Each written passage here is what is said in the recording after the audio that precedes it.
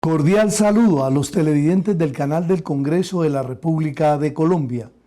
Les damos la bienvenida a este espacio de Cámara Abierta, programa de la Cámara de Representantes que busca destacar y resaltar a quienes contribuyen en la formación de los valores sociales, institucionales y democráticos del país. Sean todos ustedes bienvenidos. Antes que me hubiera apasionado por mujer alguna, jugué mi corazón al azar y me lo ganó la violencia. Así inicia una de las obras más importantes de el huilense y neivano José Eustacio Rivera. Esta obra está cumpliendo 100 años. Así es. Y nos acompaña una de las personalidades y de los hombres más sapientes del departamento del Huila, con una trayectoria y un bagaje, pero extraordinario. Doctor Ricardo Mosquera Mesa, bienvenido a este programa de Cámara Abierta. Usted es muy amable, Gustavo. De verdad que me siento muy honrado como huilense, como académico, como que pasé por el Congreso también, de tener esta oportunidad en tu programa tan importante que es Cámara Abierta, como una ventana a las ideas que tanto necesitamos hoy los colombianos y el mundo entero. Muchas gracias, doctor Ricardo. Y viniendo de este hombre, quiero que vamos a empezar a contarle a los colombianos que nos están viendo, y ahí se me hincha el corazón huilense que tengo con la trayectoria y la vida de este hombre importante, Ricardo Mosquera Mesa. Doctor Ricardo, cuéntenos desde su niñez, su formación, su juventud, su madurez, cómo ha transcurrido los diferentes estudios que ha realizado y las diferentes posiciones a nivel nacional que ha tenido. Pues muchas gracias, Gustavo.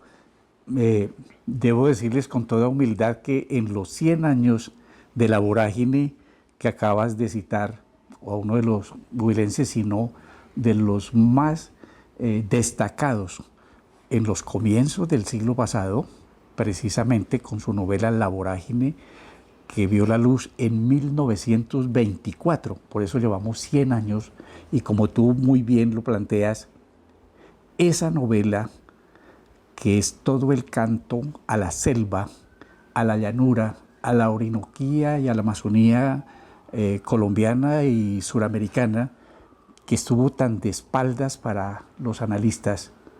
Con ella, en la Escuela Central Ricardo Borrero Álvarez, donde estudié, y discúlpeme que sea así, allí también estudió José Eustacio Rivera. Sí. Me inicié porque en la literatura, en los centros literarios, ¿quién no tenía que declamar los poemas de Tierra de Promisión, La Paloma Torcaz, El Cementerio Campesino, Los Potros y más de 50 poemas sonetos, para ser exactos, que hacen parte de esa colección que se llamó Tierra de Promisión, de José Eustacio. Luego yo terminé en la Escuela Central Ricardo Borrero Álvarez y curiosamente mi profesora decía que yo debía ser obispo o en todo caso religioso, le parecía que yo debía estar por ahí. Pero mi mamá, nacida en Gigante, Tulia, que fue como mi mentora, mi maestra en esa etapa, ella, por supuesto, era como la persona más avanzada en la familia. Mi padre era un campesino, agricultor, pequeño, mediano, víctima de la violencia, fuimos a Neiva. Pues él no se metía mucho en el tema, pero mi mamá dijo, no, este hombre no va para el seminario, va para el Colegio Santa Librada, y a mí me encantaba. Entonces yo soy también egresado del Colegio Nacional Santa Librada, en donde también estudió José Eustacio Rivera. Y muchos de los líderes y políticos son del Colegio Nacional Santa Librada. Ahora me acuerdo que lleva un nombre religioso, pero la primera huelga que yo mismo lideré es porque nos obligaban a ir a las clases de religión, mentira, a la misa, y era objeto de calificación. Entonces nosotros decíamos que las convicciones religiosas ya desde entonces no deberían ser objeto de calificación, sino más voluntarias. Entonces hicimos una huelga con cierto carácter laico y ganamos que no fuera objeto de calificación el ir o no a la ceremonia religiosa, respetando convicciones.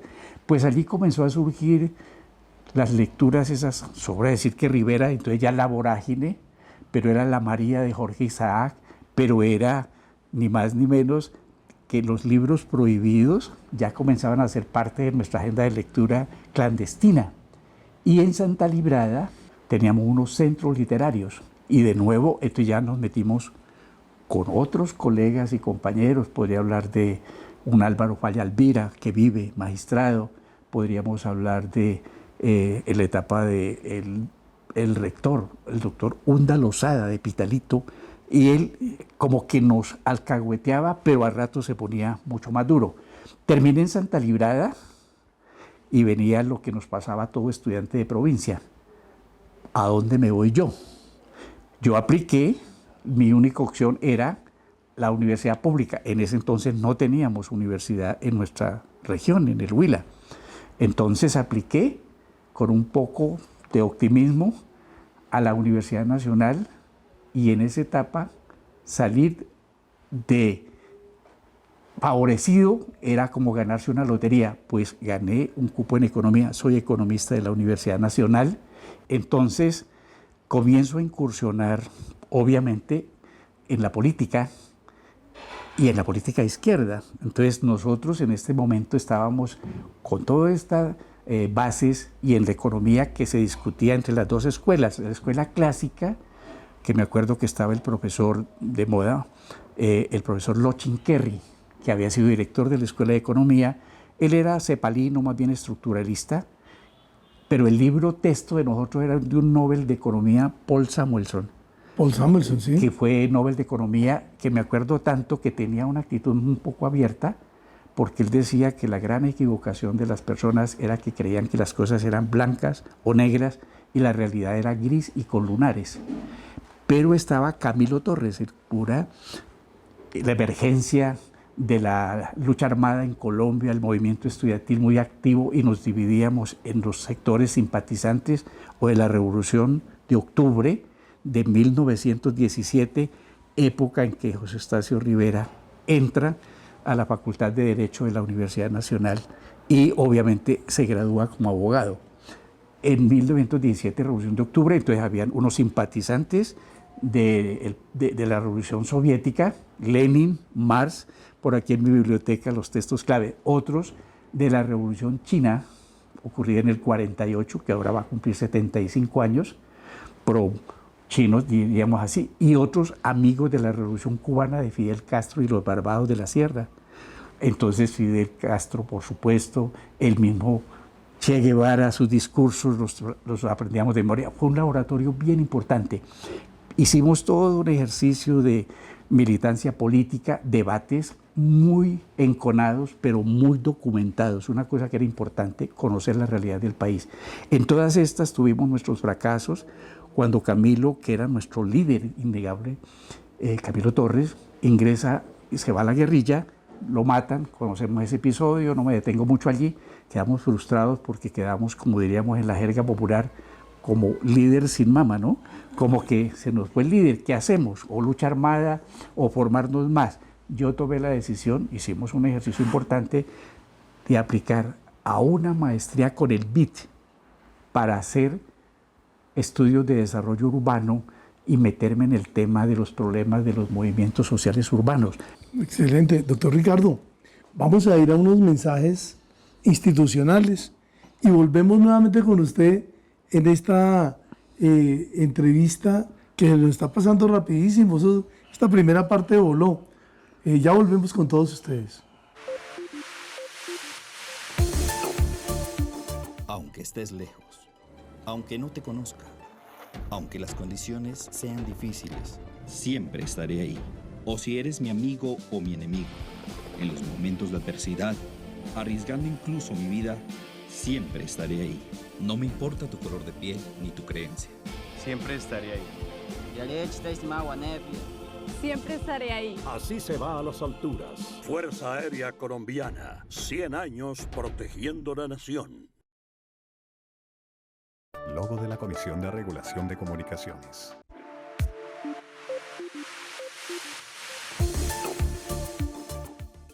En la segunda parte de Cámara Abierta, hoy con el doctor Ricardo Mosquera Mesa, uno de los hombres más ilustres del departamento del Huila, y del cual me siento muy orgulloso de entrevistarlo.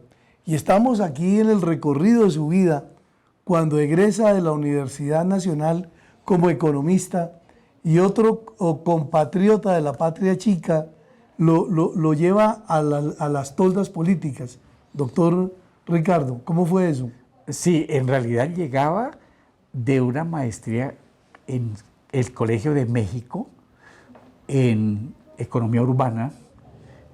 Me había ido muy bien en México, hice muchos contactos no solo con urbanistas como Manuel Castel, los que estaban en el apogeo para entender la ciudad latinoamericana, sino con todo ese exilio argentino y chileno, de gente que con los problemas de Pinochet primero, luego por supuesto lo de Argentina, se habían convertido en profesores universitarios. Hicimos una tertulia muy bonita. Ahora me acuerdo que estábamos cuando ocurre lo de la toma de la Embajada de República Dominicana, y un colega, apelando a que yo era de la Nacional y vieja izquierda, me dice: Ricardo, tenemos que alistarnos ya porque nos vamos a tomar el poder. Claro, las noticias estaban a todo furor, eran 18 diplomáticos entre ministros, incluido el de Estados Unidos, que el M-19 se había tomado acá y que ya estábamos listos para la revolución. Yo, con mucha reflexión y cuidado, le dije: yo no creo, la revolución no se hace por asalto. Y lo discutíamos con otros compañeros. Entonces, obviamente que no me vine, pero cuando ya terminé mi carrera, mi maestría con diploma en mano, profesor de la Nacional en comisión, me encuentro con Guillermo Plazas. Y me dice Guillermo, a través de un amigo común: yo vengo de una embajada en la Unión Soviética, en Rusia. Usted viene a hacer un máster.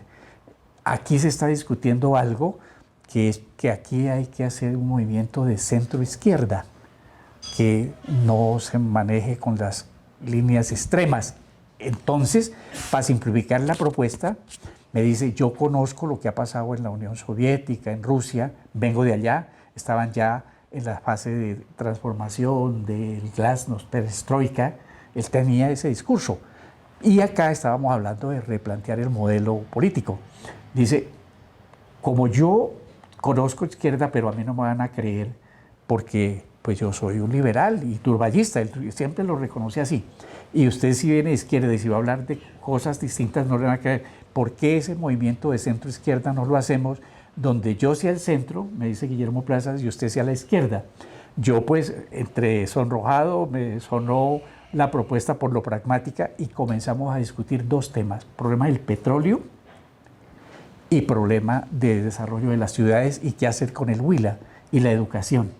Entonces, me sedujo esa propuesta de Guillermo, me voy a la primera rectoría de la Universidad Surcolombiana, debo decirlo, que a instancias de él, y me firma el decreto, porque es del orden nacional y tiene vínculos, tenía sede en Caquetá, en el Amazonas, y me voy a hacer mi primera rectoría a la Universidad Surcolombiana, que se convirtió para mí como en un laboratorio, porque conocí, puse en práctica mis cosas, hicimos tertulias literarias, invitados nacionales, mantuve siempre el vínculo internacional, que es muy importante.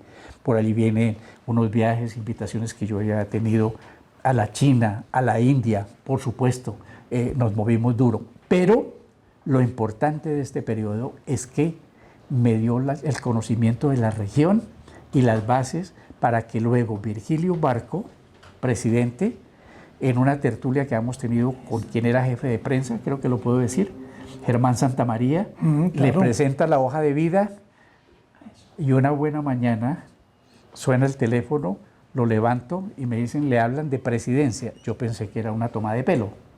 Y era el presidente Barco ofreciéndome la rectoría de la Universidad Nacional, diciéndome, usted de la Nacional ha hecho una carrera, se la conozco, tiene una maestría, tiene publicaciones, quiero que sea el rector de la Nacional. Yo le dije textual, presidente, ¿puedo ir a Palacio? Dijo, es que lo estoy esperando.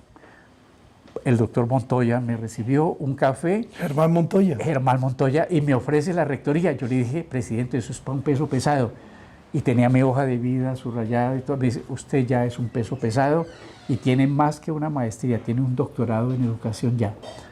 Me nombra rector de la Universidad Nacional, el presidente Barco, conforma un equipo, me pongo en ese empeño y, para simplificarle, en la etapa en que a los rectores no se retiraban, los retiraban y tenía que ser la universidad militarizada, me di el lujo de que conmigo nunca se cerró la universidad. Además, yo había sido estudiante, activista, me conocían, me era capaz de enfrentarme en una asamblea con cualquiera, los escuchaba y yo les decía, denme 10 minutos nomás y ustedes digan lo que quieran. Claro, yo me tomaba después que me daban la palabra mucho más tiempo, pero en el debate le decía, la universidad es centro y foro de debate, no centro de combate.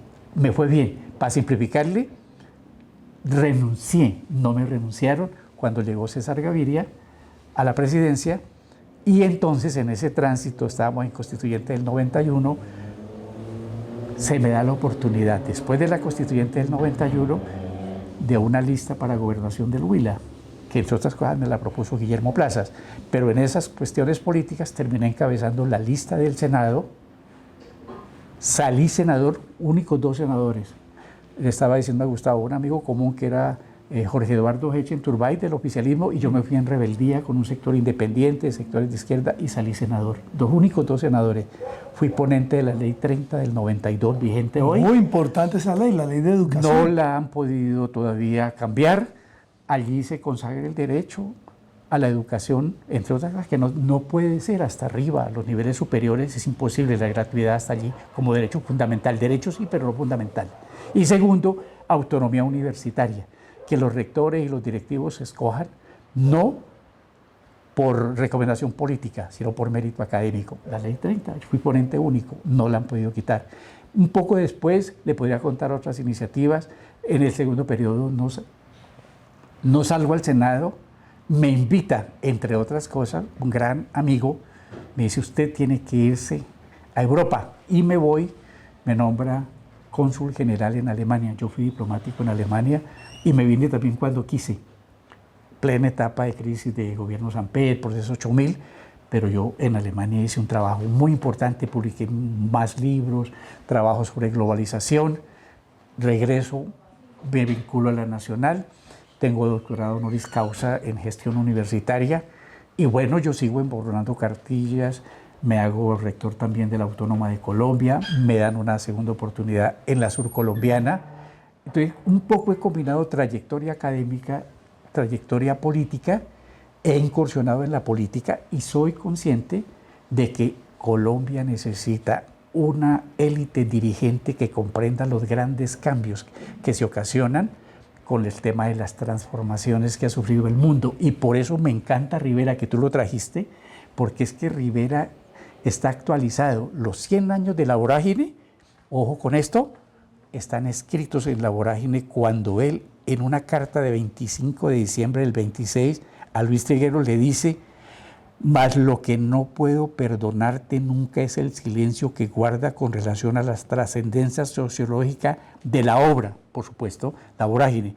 Dios sabe que al componer mi libro no obedecía a otro móvil más que el de buscar la redención de esos infelices que tienen a la selva por cárcel. Sin embargo, lejos de conseguirlo, les agravé la situación, pues solo he logrado hacer mitológicos sus padecimientos y novelescas las torturas que los aniquilan. Esta es la denuncia más fuerte de Rivera y yo creo que todavía no ha terminado, porque con los nuevos cambios y transformaciones todavía las regiones de la Orinoquía y la Amazonía son una fuente de materias primas para un modelo exportador que es muy dramático.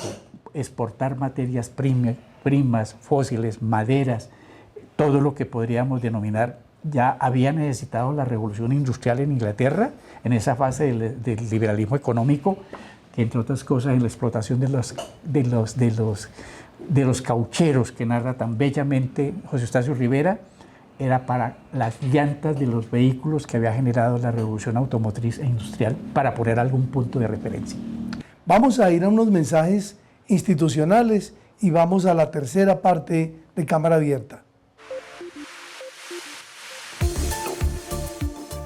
En Bogotá hay 8 millones de habitantes en 20 localidades y en todas ellas la Personería de Bogotá protege los derechos de los ciudadanos. En las personerías locales reciba orientación gratuita en temas de salud, servicios públicos, convivencia, quejas contra funcionarios, declaración de víctimas, temas jurídicos y mucho más. Diríjase a la personería de su localidad. Estamos en toda la ciudad. Personería de Bogotá, al servicio de la ciudad.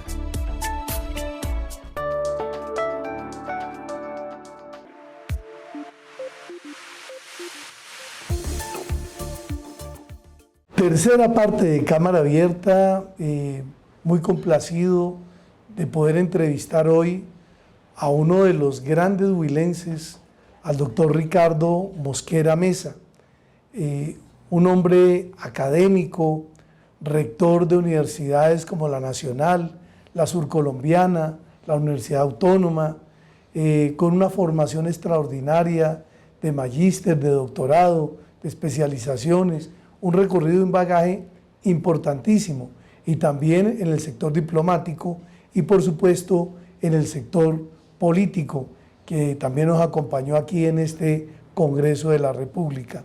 Doctor Ricardo, continuando con esa trayectoria suya, lo político y todo, actualmente, mi doctor, aparte de estar usted celebrando los 100 años de la vorágine y de la obra de este gran huilense, al cual usted ha seguido, entre otras cosas, en todo lo que es su escuela, su colegio, su universidad, todo, siempre siguiéndolo. Doctor querido, ¿qué está haciendo el doctor Ricardo Mosquera actualmente? Bueno, Gustavo Casas Buenas, si me lo preguntas qué estoy haciendo, sigo muy preocupado por los temas de educación del país, por la Universidad Pública Colombiana, por los problemas sociales, el tema naturalmente de la paz, el tema del narcotráfico, de la corrupción y de cómo darle un viraje progresivo a este país y a estas sociedades. Escribo en algunos periódicos, hago conferencias, pero he hecho una relación muy fuerte con China. Ese proceso me ha cautivado mucho porque un país que llega al siglo XX en una etapa semifeudal, con relaciones atrasadas en el campo, casi que con rasgos de servidumbre, con un líder que entre otras cosas había sido profesor también, Mao Zedong, y lidera un gran proceso retomando críticamente el marxismo. A mí siempre me ha parecido que es bueno renovar, y se llamó el marxismo, leninismo, pensamiento Mao Zedong. Hace una revolución y en 75 años que se celebran ahora ha sacado más de 800 millones de personas de la pobreza. Avanza como el que más en el tema de las tecnologías de punta, y hoy todas las políticas proteccionistas de Europa como de Estados Unidos para defender sus adelantos y sus avances no le han sido suficientes. Y hoy China se convierte en un rival en el mundo en materia económica, es la segunda economía del país en el mundo, se convierte en un referente en las tecnologías de punta con una política que se llama la franja y la ruta, donde no están interesados en guerras. Ese punto me gusta mucho porque es un poco respetar la libre determinación de las naciones, pero sobre todo eso que han definido como la prosperidad compartida en un nuevo modelo de sociedad que en realidad a muchos les preocupa, pero ustedes son socialistas o comunistas, y me lo decía en una visita a China, soy miembro de la Asociación de Amistad Colombo-China, me decían, mire, Nosotros no somos ni lo uno ni lo otro. Si usted quiere saber, ponga que somos un socialismo con características chinas, un socialismo de mercado, o si lo prefiere, un capitalismo de Estado. Y ellos siguen la máxima, que me pareció complementaria, lo digo en uno de mis libros: el problema no es si el gato es blanco o es negro, sino si caza ratones. El modelo que resuelva los problemas de desempleo, de miseria, de atraso, que avance y redistribuya el ingreso. A mí me parece que sea cuidadoso con el medio ambiente, porque ese es el debate de ahora, es verdad, el cambio climático, el superar esas distancias tan grandes entre unos países y otros. Eso que, entre otras cosas, ya planteaba Rivera. No puedo abandonarlo, Gustavo, sin recordar que es que en la Rivera, en la vorágine, tres aspectos son decisivos. En realidad, lo primero que hizo fue discutir la articulación de los llanos del Orinoco a los circuitos y mercados, inicialmente coloniales y luego nacionales, por medio de la economía y la cultura del hato ganadero. Allí había ganaderos. Y entonces se hace toda una red con haciendas que operaban desde el régimen, entre otras cosas, de los jesuitas, en donde, ¿sabe cuál es el problema? El salario en especie, que incluía productos de diversas procedencias. Se movían a través de una red de tiendas que los jesuitas entregaban en concesión, pero nunca terminaban de pagar y se trabajaba al debe. Siempre estaban endeudados y obviamente les traían de Europa, de la revolución industrial que ya había ocurrido, les traían mercancías, ¿no es cierto? Por esclavitud moderna. Claro, por eso el segundo proceso que destaca la novela es la expansión del comercio metropolitano desde comienzos del siglo XIX, que llega un nuevo tipo de comerciante surcando los ríos, cargando armas, bagatelas. Nuevos mercaderes estaban interesados en explotar toda una gama de productos tropicales, entre otros la explotación de los caucheros, caza arana y las pieles de animales, las plumas ornamentales. Esos todos productos eran lo que ellos se llevaban a cambio de tecnologías y de avances indudablemente modernos, pero en una condición desigual. Eso lo retrata tan bellamente Rivera, pero ese problema sigue igual. Y el tercer rasgo interesante de mirar es el histórico que recoge la vorágine en una región que estaba de espaldas. La veíamos por los ríos, la Orinoquía colombiana, la Amazonía, pero no quienes habitaban dentro y en qué condiciones estaban.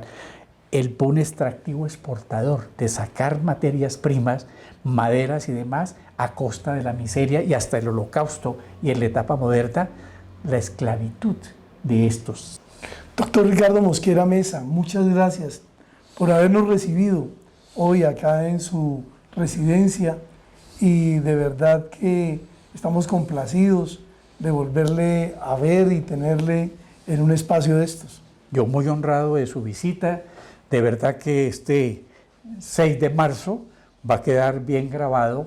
Yo sé que han hecho un trabajo técnico, los felicito a ustedes también, Gustavo, tu equipo maravilloso, pero esto se tiene que repetir, no necesariamente con cámaras. Aquí es tu casa y este modesto apartamento solo te dice, y a ti y a tu equipo, mil gracias, y a tu audiencia, a este canal tan importante, que estaré muy receptivo cuantas veces ustedes me lo soliciten. Muy amables y una feliz mañana.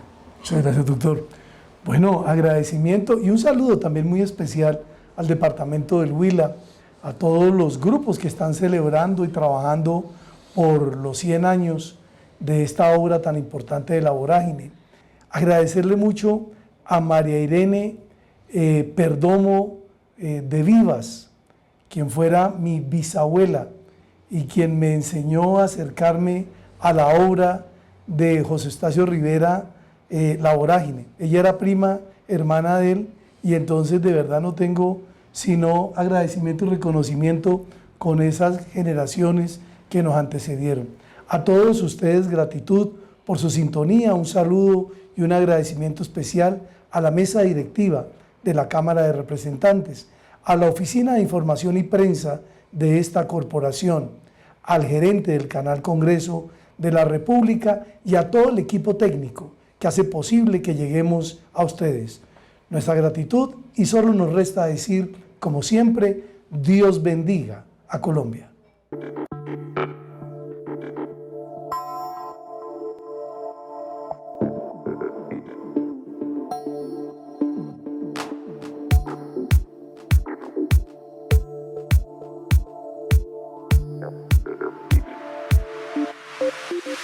Thank you.